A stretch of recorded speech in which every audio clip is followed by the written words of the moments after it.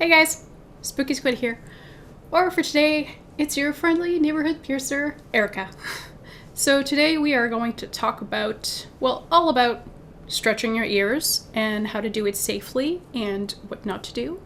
So yeah, let's get right into it.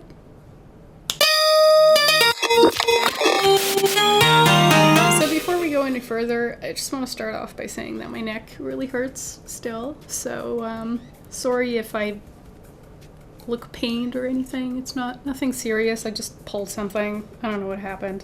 I pulled something. It hurts. I'm over 30, like my body's falling apart. So let's start off by what not to do to stretch your ears. I know a lot of people tend to go directly for tapers and they're not a good time. A lot of time they're acrylic, which acrylic is not body safe. They kind of deteriorate and they turn gross. It's just, stay away from them. Like acrylic tapers, acrylic jewelry in general, but tapers also in general, they're just not a good thing.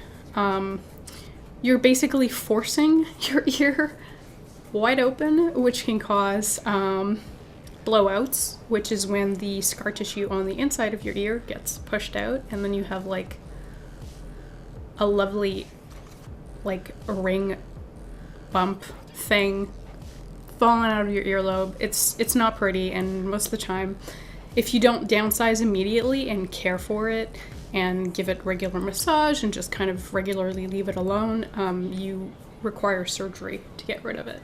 So they're not fun, they're painful, and they're ugly. So take your time. It's really, really important. Try not to like shove things in it to make your holes bigger. That's not how you do it. So, what I suggest using are single flared glass plugs. They're not porous, so you won't get your ears all smelly and gross if you leave them for too long. They're usually, if you go like in just 0.5 millimeter increments, they just slip right through. It doesn't hurt. That's how you're supposed to do it. Take it slow. Take your time. Don't do it every 3 days.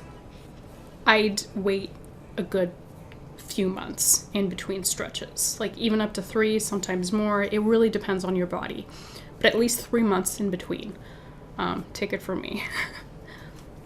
You don't want to use weights or anything like that to stretch your ears.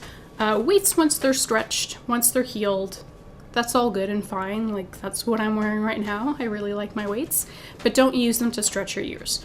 What can happen is the bottom part of your earlobe, where you see it's kind of dangly here, that part can thin out if you wear weights for too long, and then you might end up stretching your earlobes, but they become very uneven, and probably it can prevent you from stretching any further in the future. Like you'll just get a limit at one point and you won't be able to stretch any further without your earlobe snapping in half.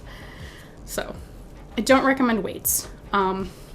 Really, like I said, single flared glass plugs. Take your time.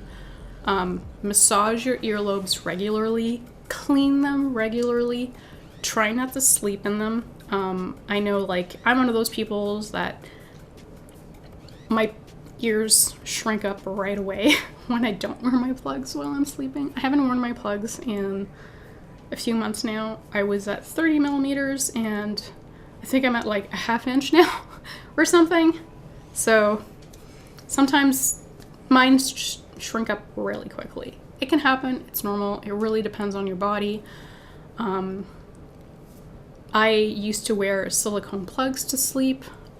It's much more comfortable, and then I just take them off in the morning. So yes, be careful when you're sleeping with your plugs on.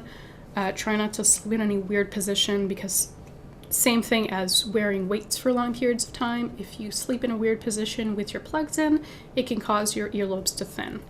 So just be careful with that. When stretching, I do recommend, like, heat helps stretch.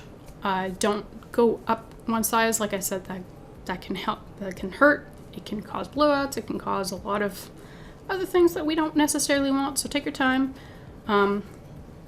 and just gently pop them through. Like you're not supposed to force them in.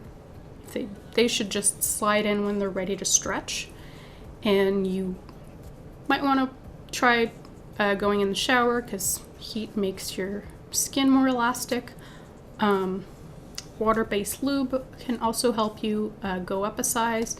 If you're unsure, I always recommend going to see a reputable piercer. They can do that for you if you ask them, and usually they have a lot of plugs to choose from. So if you're unsure, just go see a piercer and they can ask you everything. But if you really want to do it yourself, just take your time, don't rush. It's not a race. The end goal is to have nice big lobes, so take your time. No one's gonna have nice big lobes if they just skip sizes and don't wait long enough. So take your time, there's no rush. And keep them clean. That's another important thing. You wanna clean your plugs, you wanna clean your earlobes, clean everything, like when you're in the shower, just clean, clean, clean. I recommend using non-perfume soap when you are in the middle of stretching, just so perfume can be quite irritating when it comes to piercings, so just be careful with that. Wash your hands all the time. It's always important. Make sure your sheets are clean, make sure your pillowcases are clean, make sure everything is clean. Like, that's always the most important part. So if you do have questions that I haven't answered, please feel free to ask me into the comment section. I will be happy to answer you. And with that said, have a safe stretching journey. Don't go too fast. And don't forget to hit the like button if you liked this video. And I will see you next time. Goodbye.